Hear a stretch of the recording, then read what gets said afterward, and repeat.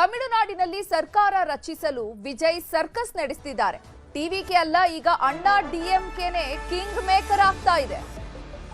ಅಣ್ಣಾ ಡಿಎಂಕೆ ಕಡು ವಿರೋಧಿ ಡಿಎಂಕೆ ಇಂದಲೂ ಕೂಡ ಆಫರ್ ಇದೆ. ತಮಿಳುನಾಡಿನಲ್ಲಿ ರಾಜಕೀಯ ಸಂಚಲನ ದಿನಕ್ಕೊಂದು ಹೊಸ ತಿರುವು ಪಡಿತಾ ಇದೆ. ದಳಪತಿ ವಿಜಯ್ ಸರ್ಕಾರ ರಚಿಸೋದಕ್ಕೆ ಸರ್ಕಸ್ ಮಾಡ್ತಿದ್ದಾರೆ. ಟಿವಿಕೆ ಅಲ್ಲ, ಈಗ ಅಣ್ಣಾ ಡಿಎಂಕೆನೇ ಕಿಂಗ್ ಮೇಕರ್ ಆಗ್ತಾ ಇದೆ.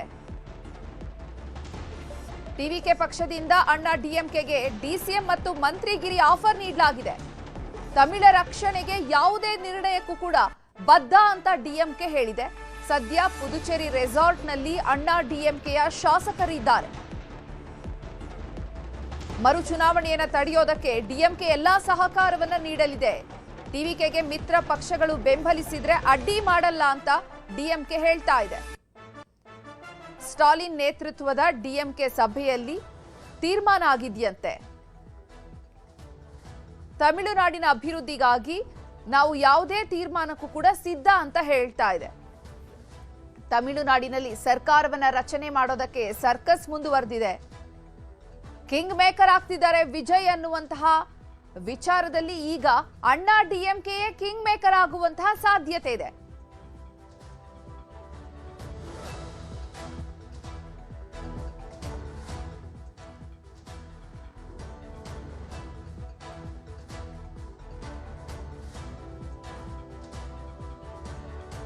ತಮಿಳುನಾಡಿನಲ್ಲಿ ರಾಜಕೀಯ ದಿನಕ್ಕೊಂದು ತಿರುವು ಪಡೀತಾ ಇದೆ.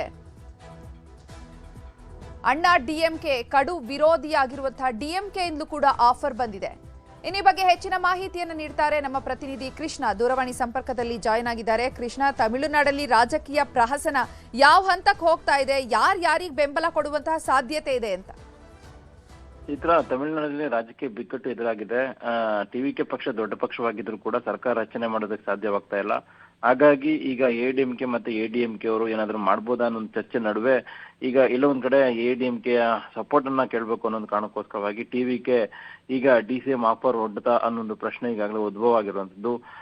2-3 ದಿನಗಳಾಗಿದೆ ರಿಸಲ್ಟ್ ಬಂತು, ಇನ್ನೂ ಕೂಡ ಸರ್ಕಾರ ರಚನೆ ಮಾಡೋದಕ್ಕೆ ನಟ ವಿಜಯ್ ಅವ್ರ ಕೈಲಿಂದ ಆಗಿಲ್ಲ.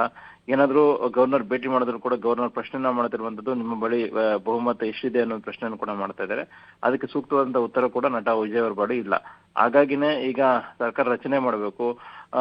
ಮುಖ್ಯವಾಗಿ ಈಗಾಗಲೇ ಪಕ್ಷದ ಶಾಸಕರು ಕೂಡ ಇದ್ದಾರೆ, 6-7 ಜನ ಇದ್ದಾರೆ. ಅವ್ರನ್ನ ಸೆಳೆಯುವಂತ ನಿಟ್ಟಿನಲ್ಲಿ ನಟ ವಿಜಯ್ ಅವರು ಕೂಡ ಮುಂದಾದ್ರು. ಆದ್ರೆ ಅವರು ಮಿತ್ರ ಪಕ್ಷ ಡಿಎಂಕೆ ಅವ್ರ ಜೊತೆ ಇದ್ರು. ಅವರೇ ಅಧಿಕೃತವಾಗಿ ವಿಜಯ್ ಅವರಿಗೆ ಸಪೋರ್ಟ್ ಮಾಡುವ ನಿಟ್ಟಿನಲ್ಲಿ ಇನ್ನೂ ಕೂಡ ಅವರೇನು ನಡೆಯನ್ನ ತೋರಲಿಲ್ಲ. ಹಾಗಾಗಿ ನಾಳೆ ಮಹತ್ವದ ಸಭೆಯನ್ನ ವಿಸಿಕೆ ಮತ್ತೆ ಸಿಪಿಎಂ ಸಿಪಿಐ ಪಕ್ಷದ ಶಾಸಕರು ಕೂಡ ಸಭೆಯನ್ನ ಕರೆದಿದ್ದಾರೆ. ಸಭೆಯಲ್ಲಿ ಚರ್ಚೆಯನ್ನ ಮಾಡೋದ್ರ ಮುಖಾಂತರವಾಗಿ ನಟ ವಿಜಯ್ ಅವರಿಗೆ ಬೆಂಬಲವನ್ನ ಕೊಡಬೇಕಾ ಅನ್ನೋ ಒಂದು ನಿಟ್ಟಿನಲ್ಲಿ ಒಂದು ಮಹತ್ವದ ನಿರ್ಣಯವನ್ನ ತೆಗೆದುಕೊಳ್ಳುವಂತ ನಿಟ್ಟಿನಲ್ಲಿ ಒಂದು ಪ್ರಕಟಿಸುವಂತ ಸಾಧ್ಯತೆ ಇದೆ. ಒಂದ್ ಕಡೆಗೆ ಎಡಿಎಂಕೆ ಕೆಲ ಶಾಸಕರು ಚೆನ್ನೈನಲ್ಲಿ ಇದ್ರೆ, ಇನ್ನು ಕೆಲವು ಶಾಸಕರು ಪುದುಚೇರಿಯ ರೆಸಾರ್ಟ್ ನಲ್ಲಿ ಇದ್ದಾರೆ. ಯಾಕಂದ್ರೆ ಕುದುರೆ ವ್ಯಾಪಾರದ ಭೀತಿಯಿಂದಾಗಿ ಆ ಒಂದು ಶಾಸಕರನ್ನ ಇಲ್ಲೊಂದ್ ಕಡೆ ರಕ್ಷಣೆ ಮಾಡುವಂತ ನಿಟ್ಟಿನಲ್ಲಿ ಖುದ್ದು ಪಳನಿಸ್ವಾಮಿ ಅವರು ಕೂಡ ಮುಂದಾಗಿದ್ದಾರೆ. ಇವತ್ತು ಮಧ್ಯಾಹ್ನ ಚೆನ್ನೈನಿಂದ ಎಡಪ್ಪಾಡಿ ಪಳನಿಸ್ವಾಮಿ ಅವರು ನೇರವಾಗಿ ಚೆನ್ನೈನಿಂದ ಪುದುಚೇರಿಗೆ ಹೋಗಿದ್ದಾರೆ. ಅಲ್ಲಿರ್ತಕ್ಕಂಥ ಶಾಸಕರನ್ನ ಯಾವುದೇ ಕಾರಣಕ್ಕೂ ಕೂಡ ಟಿವಿಕೆ ಪಕ್ಷದ ನಾಯಕರ ಜೊತೆಗೆ ಸಿಗದಂತೆ ಒಂದ್ ರೀತಿ ನೋಡ್ಕೊಂಡಿರುವಂತದ್ದು. ಈಗ ಬಂದಿರುವಂತಹ ಒಂದು ಮಾಹಿತಿ ಪ್ರಕಾರವಾಗಿ ಎಲ್ಲೋ ಒಂದ್ ಕಡೆ ಉಪಮುಖ್ಯಮಂತ್ರಿ ಹುದ್ದೆಯನ್ನ ಕೊಡ್ತೀವಿ, ನೀವು ನಮ್ ಜೊತೆ ಕೈ ಜೋಡಿಸಿ ಅನ್ನೊಂದು ಮಾತನ್ನ ಟಿವಿಕೆ ಪಕ್ಷದಲ್ಲಿರ್ತಕ್ಕಂಥ ಒಂದು ಮುಖಂಡರು ಈಗ ಎಡಿಎಂಕೆಯ ಅಲ್ಲಿ ಏನೋ ಪಳನಿಸ್ವಾಮಿ ನೇತೃತ್ವದಲ್ಲಿ ಶಾಸಕರಿದ್ದಾರೆ ಅವರಿಗೆ ಸಂದೇಶವನ್ನು ಕೊಟ್ಟಿದ್ದಾರೆ ಅನ್ನೋದು. ಆದ್ರೆ ಎಡಪ್ಪಾಡಿ ಪಳನಿಸ್ವಾಮಿ ಅವರು ಎಲ್ಲೋ ಒಂದ್ ಕಡೆಗೆ ಈ ಒಂದು ಟಿವಿಕೆ ಪಕ್ಷದ ನಾಯಕದ ಈ ಒಂದು ಆಫರ್ಗೆ ಮುಂದೆ ಯಾವ ರೀತಿಯ ನಡೆಯನ್ನ ತೋರ್ತಾರೆ ಅನ್ನೋದು ಈಗಾಗಲೇ ಸಾಕಷ್ಟು ಪ್ರಶ್ನೆ ಆಗಿರುವಂತದ್ದು. ಯಾಕಂದ್ರೆ ಈಗಾಗಲೇ ಎಡಿಎಂಕೆ ಅವರು ಕೂಡ ಏನೋ ನಟ ವಿಜಯ್ ಅವ್ರಿಗೆ ಹೇಳಿದ್ರು, ನೀವು ಕಾಂಗ್ರೆಸ್ ನನ್ನ ಹೊರಗಡೆ ಇಟ್ರೆ ನಾವು ಎಲ್ಲರೂ ಕೂಡ ಬಂದು ಬೆಂಬಲವನ್ನು ಕೊಡ್ತೀವಿ ಅಂತ. ಆದ್ರೆ ಟಿವಿಕೆ ಪಕ್ಷದ ನಾಯಕರಾಗಿರ್ತಕ್ಕಂಥ ವಿಜಯ್ ಅವರು ಯಾವುದೇ ಕಾರಣಕ್ಕೂ ಕೂಡ ಕಾಂಗ್ರೆಸ್ ಅವ್ರನ್ನ ಬಿಡುವಂತ ಪ್ರಶ್ನೆನೇ ಇಲ್ಲ, ಆಲ್ರೆಡಿ ನಾವು ಮೈತ್ರಿಯನ್ನು ಮಾಡ್ಕೊಂಡಿದ್ದೀವಿ ಮಾತನ್ನ ಈಗಾಗಲೇ ನಟ ವಿಜಯ್ ಅವರು ಕೂಡ ಹೇಳಿದ್ರು. ಹಾಗಾಗಿ ಎಡಿಎಂಕೆ ಅವರು ನಮ್ ಜೊತೆ ಮಾತಾಡ್ಬೋದಾಗಿತ್ತಲ್ಲ, ನಮ್ಮನ್ನು ವಿಶ್ವಾಸಕ್ಕೆ ತೆಗೆದುಕೊಂಡು ಸರ್ಕಾರ ಮಾಡಬಹುದಾಗಿತ್ತಲ್ಲ, ಕಾಂಗ್ರೆಸ್ ಏನ ಅವಶ್ಯಕತೆ ಇದೆ ಅನ್ನೊಂದು ಅಸಮಾಧಾನ ಎಡಿಎಂಕೆ ಪಕ್ಷದಲ್ಲಿದೆ. ಆದ್ರೂ ಕೂಡ ಒಂದಷ್ಟು ಜನ ಎಡಿಎಂಕೆ ಇರತಕ್ಕಂಥ ಕೆಲ ಶಾಸಕರು ಇನ್ನೂ ಕೂಡ ವಿಜಯ್ ಅವರ ಪರವಾಗಿ ವಾಲ್ತಾ ಇರುವಂತದ್ದು. ಹಾಗಾಗಿ ಆ ಒಂದು ಶಾಸಕರನ್ನ ಸೆಳಿಬೇಕು ಅನ್ನೋ ಒಂದು ಕಾರಣಕ್ಕೋಸ್ಕರವಾಗಿ ಈ ಒಂದು ತಂತ್ರಗಾರಿಕೆಯನ್ನ ಮಾಡಿದ್ದಾರೆ. ಆದ್ರೆ ನೋಡ್ಬೇಕಾಗತ್ತೆ ಸರ್ಕಾರ ಅಂದ್ರೆ ವಿಧಾನಸಭೆ ಮೊದಲು ಪದಗ್ರಹಣ ಏನು ಗವರ್ನರ್ ಭೇಟಿ ಮಾಡೋ ಸಂದರ್ಭದಲ್ಲಿ ಸರ್ಕಾರ ರಚನೆ ಮಾಡೋದಕ್ಕೆ ಗವರ್ನರ್ ಆಹ್ವಾನ ಮಾಡಬೇಕಾಗತ್ತೆ. ಅದಾದ ನಂತರವಾಗಿ ನಟ ವಿಜಯ್ ಅವರು ಪದಗ್ರಹಣ ಕಾರ್ಯಕ್ರಮವನ್ನು ಮಾಡಿಕೊಂಡು ಅಂತಿಮವಾಗಿ ಅಧಿವೇಶನವನ್ನು ಕರೆಯಬೇಕಾಗುತ್ತೆ. ಅಧಿವೇಶನ ಕರೆದಂತ ಸಂದರ್ಭದಲ್ಲಿ ಎಐಎಡಿಎಂಕೆ ಶಾಸಕರೆಲ್ಲರೂ ಕೂಡ ಪುದುಚೇರಿಯಿಂದ ನೇರವಾಗಿ ಚೆನ್ನೈಗೆ ಬರ್ತಾರೆ. ಚೆನ್ನೈಗೆ ಬಂದಂತ ಸಂದರ್ಭದಲ್ಲಿ ವಿಧಾನಸಭೆ ಅಧಿವೇಶನದ ಹಾಜರಾದಂತ ಸಂದರ್ಭದಲ್ಲಿ ಆ ಒಂದು ಶಾಸಕರು ಕೂಡ ಕೆಲ ಶಾಸಕರು ಕೂಡ ನಟ ವಿಜಯ್ ಅವರ ಪರವಾಗಿ ಒಂದು ರೀತಿ ಬೆಂಬಲ ಸೂಚಿಸುವಂತ ಸಾಧ್ಯತೆ ಕೂಡ ಈಗಾಗಲೇ ಹೆಚ್ಚಿರುವಂತದ್ದು. ಅದೇನೇ ಇದ್ರೂ ಕೂಡ ಈಗ ನಟ ವಿಜಯ್ ಅವ್ರಿಗೆ ಒಂದಷ್ಟು ವಿಶ್ವಾಸದ ಮತಗಳು ಇದ್ರೂ ಕೂಡ ಎಲ್ಲ ಒಂದ್ ಕಡೆ ಇಲ್ಲಿರ್ತಕ್ಕಂಥ ಗವರ್ನರ್ ಏನಿದ್ದಾರೆ ಅಂದ್ರೆ ತಮಿಳುನಾಡು ಗವರ್ನರ್ ಆಗಿರ್ತಕ್ಕಂಥ ರಾಜೇಂದ್ರ ಅರ್ಲೇಕರ್ ಅವರು ಇನ್ನೂ ಕೂಡ ಅವ್ರ ಮೇಲೆ ವಿಶ್ವಾಸ ಮೂಡಿಲ್ಲ. ಅವ್ರಿಗೆ ಬಹುಮತ ಸಾಬೀತುಪಡಿಸುವಂತ ನಿಟ್ಟಿನಲ್ಲಿ ಕೂಡ ಇನ್ನೂ ಕೂಡ ನಡೆಯನ್ನ ತೋರಿಲ್ಲ. ಹಾಗಾಗಿನೇ ಇಲ್ಲೊಂದ್ ಕಡೆ ದೊಡ್ಡ ಮಟ್ಟದ ಆಕ್ರೋಶಕ್ಕೆ, ದೊಡ್ಡ ಮಟ್ಟದ ವಿವಾದಕ್ಕೆ ಇಲ್ಲಿನ ಗವರ್ನರ್ ಈಗಾಗಲೇ ಗುರಿಯಾಗಿರುವಂತದ್ದು. ಕಾಂಗ್ರೆಸ್ ಕೂಡ ನಾಳೆ ದೊಡ್ಡ ಮಟ್ಟದ ಪ್ರತಿಭಟನೆಯನ್ನು ಕೂಡ ತಮಿಳುನಾಡಲ್ಲಿ ಹಮ್ಮಿಕೊಳ್ತಾ ಇರುವಂತದ್ದು. ಆ ಮುಖಾಂತರವಾಗಿ ಪ್ರತಿಭಟನೆ ಮುಖಾಂತರವಾಗಿ ಎಲ್ಲೊಂದ್ ಕಡೆ ಆದಷ್ಟು ಬೇಗ ಸರ್ಕಾರ ರಚನೆ ಮಾಡುವಂತ ನಿಟ್ಟಿನಲ್ಲಿ ಈಗಾಗಲೇ ಒತ್ತಡದ ತಂತ್ರಗಾರಿಕೆಗೆ ಈಗಾಗಲೇ ಮುಂದಾಗಿದೆ. ಆದ್ರೆ ಎಐಎಡಿಎಂಕೆಗೆ ಈಗಾಗಲೇ ಏನು ವಿಜಯ್ ಅವರ ಟಿವಿಕೆ ಪಕ್ಷದ ನಾಯಕರು ಈ ಒಂದು ಹುದ್ದೆಯನ್ನ ಡಿಸಿಎಂ ಹುದ್ದೆಯನ್ನು ಕೊಡ್ತೀನಿ ಒಂದು ಏನು ಆಫರ್ ಅನ್ನು ಹೊರಡಿದ್ದಾರೆ. ಆ ಒಂದು ಆಫರ್ ವಿಚಾರವಾಗಿ ಎಐಎಡಿಎಂಕೆ ನಾಯಕರು ಏನ್ ನಡೆಯನ್ನ ತೋರ್ತಾರೆ ಅನ್ನೋದು ಈಗಿರ್ತಕ್ಕಂಥ ಪ್ರಶ್ನೆ. ಚೈತ್ರ, ಧನ್ಯವಾದ ಕೃಷ್ಣ ತಮ್ಮೆಲ್ಲ ಮಾಹಿತಿಗಾಗಿ.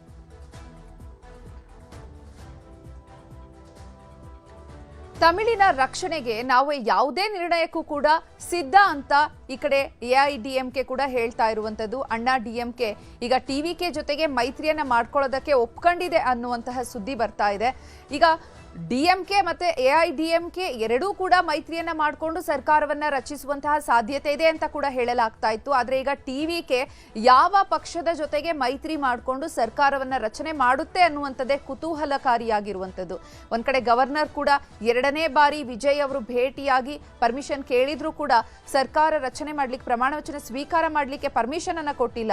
ಶಾಸಕರ ಬೆಂಬಲ ಸಂಪೂರ್ಣವಾಗಿ ನೀವು 117 ಶಾಸಕರ ಪ್ರಮಾಣ ಪತ್ರವನ್ನ ತೋರಿಸಿದ್ರೆ ಬೆಂಬಲಿತರದ ಅವಾಗ ನಾವು ಪರ್ಮಿಷನ್ ಕೊಡ್ತೀವಿ ಅಂತ ಗವರ್ನರ್ ಹೇಳ್ತಿದ್ದಾರೆ. ಇದು ಒಂದ್ ಕಡೆ ವಿಜಯ್ಗೆ ತಲೆನೋವಾಗಿ ಪರಿಣಮಿಸಿದೆ. ಯಾಕೆಂದ್ರೆ ಪ್ರಮಾಣ ವಚನ ಸ್ವೀಕಾರ ಮಾಡೋದಕ್ಕೆ ಇವತ್ತು ಎಲ್ಲಾ ರೀತಿಯ ತಯಾರಿಯನ್ನ ಕೂಡ ಮಾಡ್ಕೊಳ್ಳಾಗಿತ್ತು. ಅಭಿಮಾನಿಗಳು ಕೂಡ ಒಂದ್ ಕಡೆ ಗೊಂದಲದಲ್ಲಿ ಇದ್ರು. ಇವತ್ತು ಪ್ರಮಾಣ ವಚನ ಸ್ವೀಕಾರ ಆಗುತ್ತಾ ಇಲ್ವಾ ಅನ್ನುವಂತಹ ಗೊಂದಲದಲ್ಲೇ ಸ್ಟೇಡಿಯಂ ಕಡೆ ಬರ್ತಾ ಇದ್ರು. ಆದ್ರೆ ಇದ್ದಕ್ಕಿದ್ದಂತೆ ಕಾರ್ಯಕ್ರಮ ರದ್ದಾಗಿದೆ, ಗವರ್ನರ್ ಪರ್ಮಿಷನ್ ಕೊಟ್ಟಿಲ್ಲ ಅನ್ನುವಂಥದ್ದು ಈಗ ತಮಿಳುನಾಡಲ್ಲಿ ಒಂದ್ ಕಡೆ ಸಂಚಲನ ಉಂಟು ಮಾಡಿದೆ.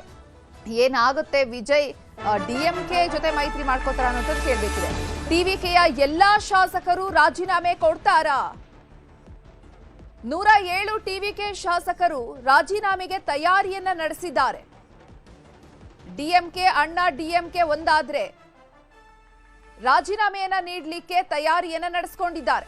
ಟಿವಿಕೆಯ ಎಲ್ಲಾ ಶಾಸಕರು ಹಾಗಿದ್ರೆ ರಾಜೀನಾಮೆಯನ್ನ ಕೊಡ್ತಾರಾ? 107 ಟಿವಿಕೆ ಶಾಸಕರಿದ್ದಾರೆ. 107 ಮಂದಿ ಟಿವಿಕೆ ಶಾಸಕರು ಕೂಡ ರಾಜೀನಾಮೆಯನ್ನ ನೀಡ್ತಾರೆ. ಒಂದು ಪಕ್ಷ ಡಿಎಂಕೆ ಮತ್ತು ಅಣ್ಣಾ ಡಿಎಂಕೆ ಎರಡೂ ಪಕ್ಷಗಳು ಕೂಡ ಮೈತ್ರಿಯನ್ನ ಮಾಡಿಕೊಂಡು, ಯಾಕೆಂದ್ರೆ ಇಷ್ಟು ವರ್ಷಗಳ ಕಾಲ ಬದ್ಧ ವೈರಿಗಳಾಗಿದ್ದಂತಹ ಪಕ್ಷಗಳು ಡಿಎಂಕೆ ಮತ್ತು ಎಐಎಡಿಎಂಕೆ ಅದೆರಡೇ ಈಗ ಒಂದಾದ್ರೆ 107 ಜನ ಟಿವಿಕೆ ಶಾಸಕರು ಕೂಡ ರಾಜೀನಾಮೆಗೆ ಒಂದ್ ಕಡೆ ತಯಾರಿಯನ್ನ ಮಾಡ್ಕೊಂಡಿದ್ದಾರೆ. ಇನ್ನು ಈ ಬಗ್ಗೆ ಹೆಚ್ಚಿನ ಮಾಹಿತಿಯನ್ನು ನೀಡ್ತಾರೆ ನಮ್ಮ ಪ್ರತಿನಿಧಿ ಮಂಜುನಾಥ್, ದೂರವಾಣಿ ಸಂಪರ್ಕದಲ್ಲಿ ಜಾಯ್ನ್ ಆಗಿದ್ದಾರೆ. ಮಂಜುನಾಥ್, ಇಷ್ಟು ವರ್ಷಗಳ ಬದ್ಧ ವೈರಿಗಳು ತಮಿಳುನಾಡಿನಲ್ಲಿ ಇದ್ದಂತಹ ಎರಡು ಪಕ್ಷಗಳು ಡಿಎಂಕೆ ಮತ್ತು ಎಐಎಡಿಎಂಕೆ ಈಗ ಟಿವಿಕೆಯನ್ನ ಮಣಿಸೋದಕ್ಕೆ ಈಗ ಡಿಎಂಕೆ ಮತ್ತು ಎಐಎಡಿಎಂಕೆ ಎರಡೂ ಪಕ್ಷಗಳು ಮೈತ್ರಿಯಾಗಿ ಸರ್ಕಾರ ರಚನೆ ಮಾಡುವಂತಹ ಸಾಧ್ಯತೆಗಳಿದ್ಯಾ? ಹಾಗೇನಾದ್ರೂ ಸಾಧ್ಯತೆ ಇದ್ರೆ ಟಿವಿಕೆ ನಿರ್ಧಾರ ಏನಾಗಿರುತ್ತೆ? ಚೈತ್ರ, ತಮಿಳುನಾಡಿನ ರಾಜಕೀಯ ಕ್ಷಣ ಕ್ಷಣಕ್ಕೂ ಒಂದು ಕುತೂಹಲ ಹಂತಕ್ಕೆ ಹೋಗ್ತಾ ಇರುವಂತದ್ದು. ಯಾವಾಗ ರಾಜಕೀಯದಲ್ಲಿ ಯಾರು ಶತ್ರುಗಳಲ್ಲ, ಯಾರು ಮಿತ್ರರಲ್ಲ ಅನ್ನೋ ಒಂದು ಮಾತಿದೆ. ಬಹುಶಃ ಈಗ ತಮಿಳುನಾಡಿನ ರಾಜಕೀಯದಲ್ಲಿ ನಡೀತಿರುವಂತಹ ಒಂದು ಕ್ಷಿಪ್ರ ಬೆಳವಣಿಗೆಗಳನ್ನ ನೋಡಿದ್ರೆ ಆ ಮಾತು ನಿಜ ಆಗ್ತಾ ಇದೆ ಅನ್ಸುತ್ತೆ. ಯಾಕಂತಂದ್ರೆ 108 ಕ್ಷೇತ್ರಗಳನ್ನ ಗೆದ್ದು ವಿಜಯ್ ಅವರ ಪಕ್ಷ ನಂಬರ್ 1 ಪಾರ್ಟಿಯಾಗಿ ಬಂದಿರೋದನ್ನ ಡಿಎಂಕೆ ಆಗ್ಲಿ ಅಣ್ಣಾ ಡಿಎಂಕೆ ಆಗ್ಲಿ 60 ವರ್ಷಗಳಿಂದ ತಮಿಳುನಾಡನ್ನ ಆಡಳಿತದಲ್ಲಿದ್ದಂತಹ ಎರಡೂ ಪಕ್ಷಗಳು ಈಗ ಸಹಿಸ್ಕೊಳ್ಳೋಕೆ ರೆಡಿ ಇಲ್ಲ ಒಂದು ಕಡೆ. ಇನ್ನೊಂದು ಕಡೆ ಅಣ್ಣಾ ಡಿಎಂಕೆಗೆ ಬೇಕಾದಂತಹ ಮತಗಳು ಕ್ಷೇತ್ರಗಳು ಸಿಕ್ಕಿರೋದು ಬರೀ 47, ಡಿಎಂಕೆಗೆ ಸಿಕ್ಕಿರೋದು 59. ಈಗ ವಿಜಯ್ ಅವರ ಒಂದು ಪಕ್ಷವನ್ನ ಅಧಿಕಾರದಿಂದ ಅವರನ್ನ ಹೊರಗೆ ಇಡಬೇಕು ಅನ್ನುವಂಥದ್ದಾದ್ರೆ ಡಿಎಂಕೆ ಮತ್ತು ಅಣ್ಣಾ ಡಿಎಂಕೆ ಒಂದಾಗುವಂತ ಸಾಧ್ಯತೆಗಳು ದಟ್ಟವಾಗಿದ್ದಾವೆ.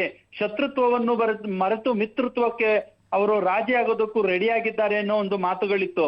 ಅದರ ಜೊತೆಗೆ ಇವತ್ತು ನಡೆದಂತಹ ಡಿಎಂಕೆ ಸಭೆ ಏನಿದೆ, ಶಾಸಕರ ಸಭೆ, ಅಲ್ಲಿ ಡಿಎಂಕೆ ಶಾಸಕರು ಸ್ಟಾಲಿನ್ ಅವರಿಗೆ ಸಂಪೂರ್ಣವಾದ ನಿರ್ಧಾರಗಳನ್ನ ತೆಗೆದುಕೊಳ್ಳುವಂತಹ ಎಲ್ಲಾ ಹಕ್ಕನ್ನ ಅವ್ರಿಗೆ ಕೊಟ್ಟಿರೋದವರು. ಡಿಎಂಕೆ ಅಧ್ಯಕ್ಷರಾಗಿರೋದ್ರಿಂದ ಅವರಿಗೆ ಸ್ಟಾಲಿನ್ ಏನ್ ನಿರ್ಧಾರ ಮಾಡಿದ್ರು ಅದಕ್ಕೆ ನಾವು ಬದ್ಧ ಅಂತ ಹೇಳಿದ್ದಾರೆ. ಇದರ ಬೆನ್ನಲ್ಲೇ ಸ್ಟಾಲಿನ್ ಅವರು ತಮಿಳುನಾಡಿನಲ್ಲಿ ಮತ್ತೊಂದು ಮರು ಚುನಾವಣೆ ಆಗೋದಕ್ಕೆ ನಾವು ಬಿಡೋದಿಲ್ಲ. ಸೊ ಮರು ಚುನಾವಣೆ ಆಗಬಾರದು ಅನ್ನೋದಾದ್ರೆ ಯಾವುದೇ ಸರ್ಕಾರ ರಚನೆ ಆದ್ರೂ ನಾವು ಅವರಿಗೆ ಸಂಪೂರ್ಣವಾಗಿ ಬೆಂಬಲ ಕೊಡ್ತೀವಿ ಅಂತ ಅನ್ಬಿಟ್ಟು ಅವರ ಅಧಿಕೃತ ಡಿಎಂಕೆ ಸಾಮಾಜಿಕ ಜಾಲತಾಣಗಳಲ್ಲೇ ಪೋಸ್ಟ್ ಹಾಕಿದ್ದಾರೆ.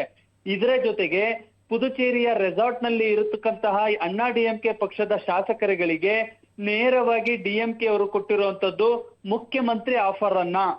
ಅಂದ್ರೆ 59 ಶಾಸಕರು ನಮ್ಮ ಡಿಎಂಕೆ ಪಕ್ಷದವರು ಏನಿದ್ದಾರೆ ಅವರಷ್ಟೂ ಕೂಡ ಎಡಪ್ಪಾಡಿ ಪಳನಿಸ್ವಾಮಿ ಏನಿದ್ದಾರೆ ಜಯಲಲಿತಾ ಅವರ ಆಪ್ತ, ಸೊ ಅವರಿಗೆ ಮುಖ್ಯಮಂತ್ರಿ ಸ್ಥಾನವನ್ನ ಬಿಟ್ಟು ಕೊಡೋದಕ್ಕೆ ರೆಡಿ. ಅಣ್ಣಾ ಡಿಎಂಕೆ ಪಕ್ಷದಲ್ಲೂ ಮುಖ್ಯಮಂತ್ರಿಗಳಾದ್ರೆ ಡಿಎಂಕೆಗೆ ಒಂದು ಡಿಸಿಎಂ ಸ್ಥಾನ ಮತ್ತು ಪ್ರಭಾವಿ ಖಾತೆಗಳು ಸಿಕ್ಕಿದ್ರು ರೆಡಿ ಅನ್ನೋ ಒಂದು ಆಫರ್ ಅನ್ನು ಕೂಡ ಕೊಟ್ಟು ಕಳ್ಸಿರುವಂತದ್ದು. ಸೊ ಎಲ್ಲೋ ಒಂದು ಕಡೆ ವಿಜಯ್ ಪಕ್ಷವನ್ನ ಹೊರಗಿಡೋದಕ್ಕೆ ಅಣ್ಣಾ ಡಿಎಂಕೆ ಮತ್ತು ಡಿಎಂಕೆ ಎರಡೂ ಶತ್ರುಗಳು ಒಂದಾಗ್ತಾರೆ ಅನ್ನೋ ಒಂದು ಮಾತಿದೆ.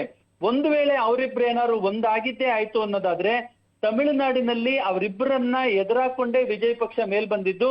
ಸೊ ಹೀಗಾಗಿ ಅವರಿಬ್ರು ಒಂದಾಗಿದ್ದರೆ ಆ ನೆಕ್ಸ್ಟ್ ಕ್ಷಣನೇನೆ 108 ಶಾಸಕರು ಏನಿದ್ದಾರೆ ಅಷ್ಟು ಜನನು ರಿಸೈನ್ ಮಾಡೋದಕ್ಕೆ ಈಗ ರೆಡಿ ಆಗಿರುವಂತದ್ದು.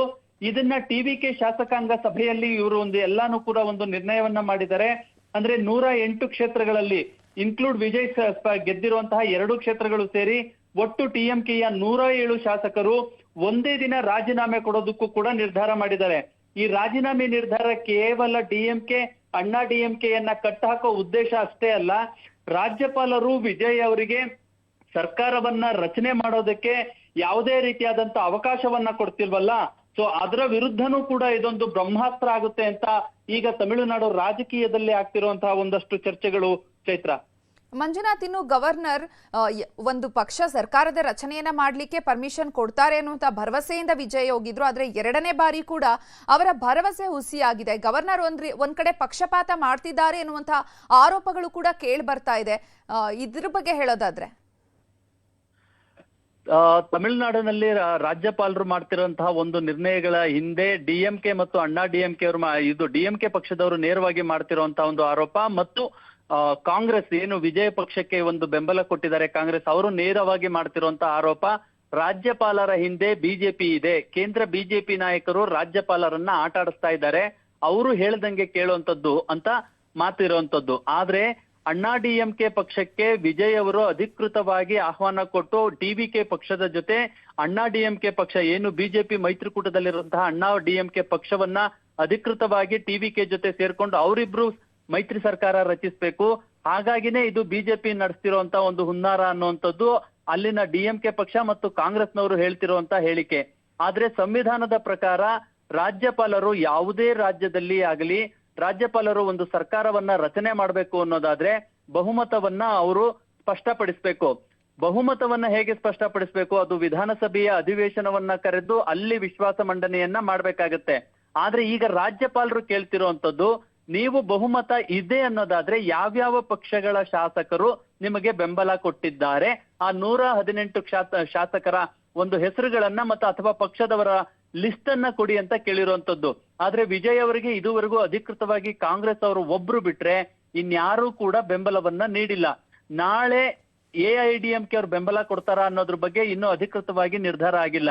ಇನ್ನೊಂದು ಕಡೆ ಕಾಂಗ್ರೆಸ್ ಒಕ್ಕೂಟದಲ್ಲಿ ಇದ್ದಂತಹ ಏನು ಸಿಪಿಐ ಪಕ್ಷ ಆಗಿರ್ಬೋದು, ಸಿಪಿಐಎಂ ಪಕ್ಷ ಆಗಿರ್ಬೋದು, ಮುಸ್ಲಿಂ ಲೀಗ್ ಪಕ್ಷಗಳಾಗಿರ್ಬೋದು, ಅವರುಗಳು ವಿಜಯ್ ಪಕ್ಷಕ್ಕೆ ಬೆಂಬಲ ಕೊಡ್ತಾರೆ ಅಂತ ಹೇಳಲಾಗ್ತಾ ಇದೆ. ಸೊ ಇದ್ರ ಬಗ್ಗೆ ಅವ್ರು ಆಲ್ರೆಡಿ ಈಗ ಸಭೆಯನ್ನ ಮಾಡಿದ್ದಾರೆ. ಜೊತೆಗೆ ಅವರು ನಾಳೆ ತಮ್ಮ ನಿರ್ಧಾರವನ್ನ ಅಧಿಕೃತವಾಗಿ ಪ್ರಕಟ ಮಾಡ್ತೀವಿ ಅಂತ ಹೇಳಿದ್ದಾರೆ. ಒಂದು ವೇಳೆ ಏನಾದ್ರೂ ಸಿಪಿಐ ಆಗಿರ್ಬೋದು, ಸಿಪಿಎಂ ಆಗಿರ್ಬೋದು, ಮುಸ್ಲಿಂ ಲೀಗ್ ಆಗಿರ್ಬೋದು, ಇವರೆಲ್ಲರೂ ಕೂಡ ವಿಜಯ್ ಅವರಿಗೆ ಬೆಂಬಲವನ್ನ ನೀಡಿದ್ದೇ ಆಯ್ತು ಅನ್ನೋದಾದ್ರೆ ನಾಳೆ ಸರ್ಕಾರ ರಚನೆ ಮಂಡನೆ ಮಾಡೋದಕ್ಕೆ ವಿಜಯ್ ಅವರು ಒಂದು ಹಕ್ಕನ್ನ ಮಂಡನೆ ಮಾಡ್ತಾರೆ. ರಾಜ್ಯಪಾಲರು ಆಗ ಸರ್ಕಾರ ರಚನೆಗೆ ಅವಕಾಶ ಕೊಡ್ತಾರೆ. ಆದ್ರೆ ನಾಳೆನೂ ಕೂಡ ಇದೆಲ್ಲ ನೋಡ್ತಾ ಇದ್ರೆ ನಾಳೆನೂ ಕೂಡ ಈ ಒಂದು ಹೈಜಾಕ್ ಮುಂದುವರಿಯುವಂತ ಸಾಧ್ಯತೆಗಳು ದಟ್ಟವಾಗಿರುವಂತದ್ದು. ಚೈತ್ರ, ಧನ್ಯವಾದ ಮಂಜುನಾಥ್ ತಮ್ಮೆಲ್ಲ ಮಾಹಿತಿಗೆ.